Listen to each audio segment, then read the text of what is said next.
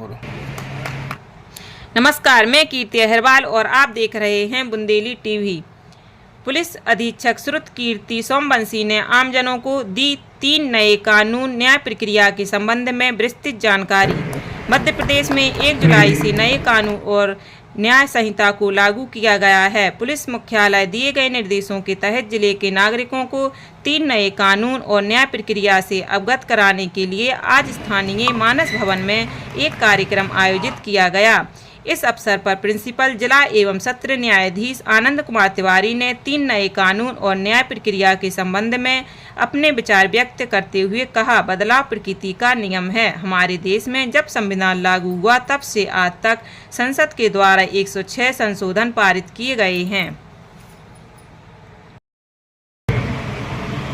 जिला पंचायत अध्यक्ष और सभी गणमान्य दमोह जिले के सभी गणमान्य अतिथि,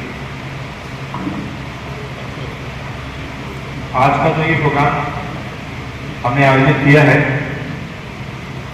ये 2023 में जो 3 मेजर प्रमुख आपराधिक कानून इनैक्ट हुए और 1 जुलाई से मध्य प्रदेश में और बाकी देश के प्रदेशों में लागू हुए हैं, उसके संबंध में आयोजित किया गया है। इन 3 कानूनों को लागू करने और पुराने 3 कानून में तरह तरह के बदलाव करने के लिए पिछले काफी समय से ये मांग चल रही थी कि जितने भी मेजर क्रिमिनल एक्ट्स हैं उसमें सुधार किए जाएं और आज के समय के हिसाब से सजाओं का, जुर्माने का और दंड प्रक्रिया का जो भी प्रावधान है वो नए समय और नए जमाने के हिसाब से बनाया जाए। इसी से जुड़ी हुई मैंने एक प्रेजेंटेशन आप सबके लिए तैयार की है, जिसमें मोटे तौर पर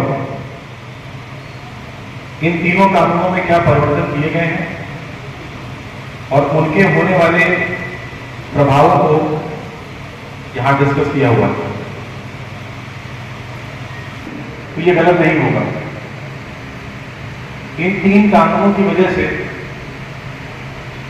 समाज में जो लॉ एंड ऑर्डर की व्यवस्था है, क्रिमिनल जस्टिस सिस्टम की व्यवस्था है, न्याय की व्यवस्था है, उसमें बहुत बड़े बदलाव होने की तैयारी की गई है और मेरा विश्वास है कि हम सब यहाँ जो मौजूद हैं वो इसके भागीदार बनेंगे। बहुत बधाई देता हूं कि आपने इस नए जलवंत विषय पर ये वर्कशॉप रखा है। एसपी साहब ने भी आपको बताया कि कानूनों में क्या बारीकी बदलाव हुए हैं। इस पर मैं बहुत ज़्यादा समय ना लेते हुए संक्षेप में अपनी बात आप लोगों को कहना चाहूँगा कि बदलाव प्रकृति का नियम है। हमारे देश में जब संविधान लागू हुआ और आज तक सांसद के द्वारा 106 संशोधन पारित किए गए। बोलचाल की भाषा में हम अपनी आवश्यक वस्तुओं को रिसाइकिल करते रहते हैं। कहने का मेरा आशय यह है कि एक बार अगर बटन टूट जाए शर्ट की तो हम बटन चेंज कर देते हैं। ऐसा करके हमने 6 बटन चेंज कर दिए। लेकिन अगर आपको पूरे कपड़े में रफू करने की स्थिति आएगी तब आप क्या करेंगे? आप उस वस्तु को रिसाइकिल करके एक नया रूप और अलंकार देंगे। मेरी समझ से पार्लियामेंट ने शायद यही किया है कि समाज में सर्वप्रथम दायित्व सभी व्यक्तियों का लॉ एंड ऑर्डर को मेंटेन करने का। तो पहली बार ऐसा हुआ। रिपील तो ऐसे बहुत सारे कानून हुए हैं संसद में, विधानसभा में, लेकिन आपराधिक कानून ये पहली बार ऐसा हुआ कि 3 नए कानूनों की सौगात हम लोगों को मिली।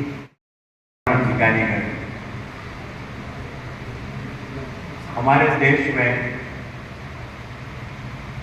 भारतीय दंड संहिता 1860 में लागू की, तब से लगातार चलता आ रहा है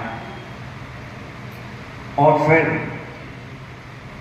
पिछले वर्ष 2023 के दिसंबर में लोकसभा से और फिर राज्यसभा से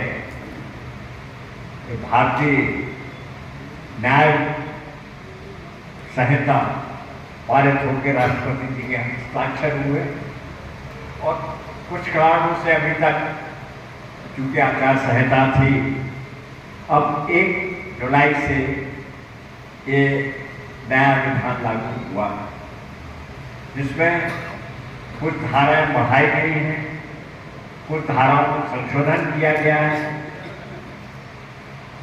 और कुछ धाराएं हटाई भी गई हैं। ये जैसे एसपी साहब ने बताया, आदरणीय डीजे साहब ने सारी बातें बताई। मेरा सुझाव है एसपी साहब कि जिस तरीके से आपने जिला स्तर के ऊपर ये किया है, हर जो आपका थाना स्तर पर इस तरह की बैठकें आप कराएंगे और जनता को अवगत कराएंगे, इसमें सबसे कम जानकारी होती है तो वो पब्लिक को होती है।